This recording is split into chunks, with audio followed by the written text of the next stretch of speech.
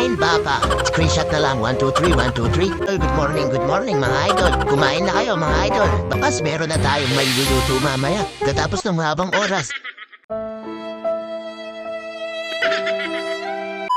Ngayon araw, sa wakas nakulayan din ang matagal na natin ginadrawing. Pupunta tayo sa farm ng kaibigan at magti-fishing tayo. Pero bago yon, bumili muna tayo ng yelo. Kailangan nating bilhin lahat ng ating gagamitin dahil medyo malayo ang ating pupuntahan. At nandito na nga tayo sa palengke. Asin lang dapat ang aming bibilin kaso tinawag na pogi yung kasama namin. Kaya imbis na toyo lang ang aming bibilin, napabili pa ito na masangkap ng pangkaldereta. Sabi ko sa kanya, paano tayo magkakaldereta? Isda ang kukunin natin yun? Di naman pwedeng ikaldereta yun. Pero sabi niya, wala eh, tinawag kasi akong pogi. Naniwala ka naman. And after that, yung mga merienda naman ang binili namin. Inigurado lang namin na kumpleto lahat ang ating gagamitin mamaya. Nang makumpleto ang lahat, let's go!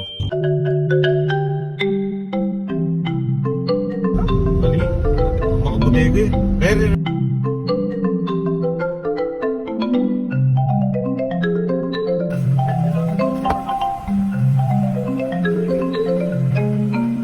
Pamain baka.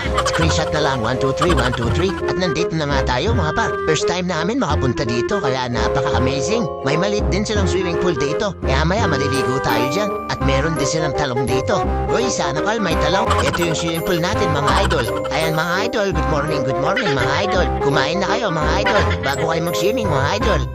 May kangkong din tayo dito mga idol. May talbos ng kamote mga idol. Lahat ng nakikita nyo dyan mga idol. Hindi sa akin yan mga idol. Bisita lang ako dito mga idol. At yun na nga, hindi na makapaghintay ang ating mga kasama.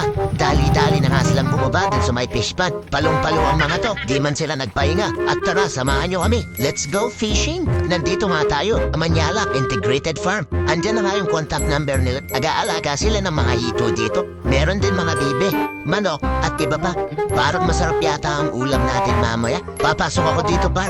Parang may tumatawag kasi sa akin dito na bibe. Saktong-sakto may pangkaldireto tayo. Parang masaya sila. Tanila tayo ngayong araw. Napaka-presko dito mga bro. Pero gutom na tayo dito mga bro. As 12 na kasi. Ayan, hindi pa hinog yung mga saging. Sila paro. Naglibot-libot lang muna kami dito. At parang may napansin akong tumutubong kawayan dito. Nakalimutan ko lang ang tawag. Pero alam ko kinakain to. Abang naglilibot ako, mga kasama natin dito palong-palo. Bakit para anong hinuukay mo dyan? Naghahanap daw siya ng bulate. Nire-ready nga nila ang mga gagamitin sa pamimingwit. May 10 na daw silang nahuli. Pero bakit parang 3 lang yun dito? Tumalan daw yung 7. Magdadalawang oras na pero 3 pa lang yung nahuli nila. Paano sila makakahuli? Eh ang ingay-ingay nila. Rending-rendi yung mga isda. Tawa sila ng tawa kaya yung mga isda nagtatago na. Pero ayaw pa rin nila sumuko. Ba't din yung subukan lagyan ng carbonara par?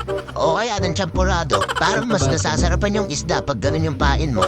Basta, panoorin na lang muna natin sila kung anong diskarte nila dito.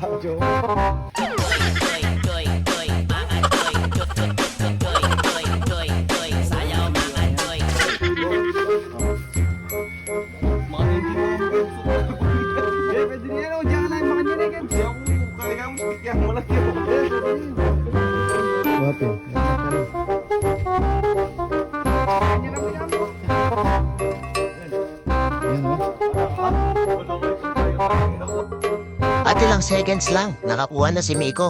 At tinignan muna ng tropa natin. Naitago na lang muna natin sa pangalang Jomari Manyalak. Di ko alam kung anong gagawin niya. O baka meron siyang binabalak. Sa wakas, meron na tayong may luluto mamaya. Katapos ng habang oras.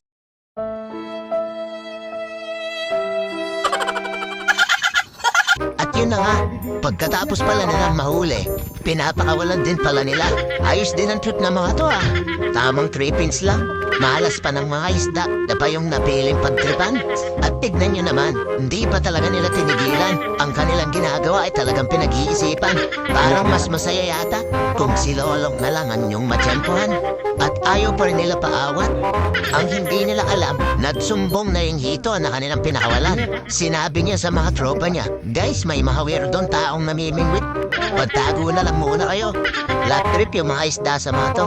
Di na maipinta mga itsura ng mga to. Hindi sila nawawalan ng pag-asa. Balikan ko na lang kayo sa December. Baka sakali may huli na kayo nun. Tuwang-tuwa pa sila kapag may kumakagat sa pain nila. Ang hindi nila alam, yung mga isda na nagkitrip sa kanila.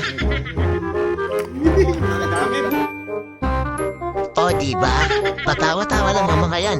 Pero pikon na sila. Kaya umalis na ako. Magluluto pa kasi tayo. Pero bilib din ako sa fighting spirit ng mga to ah. Ayaw nilang tigilan. Gigil na gigil ba?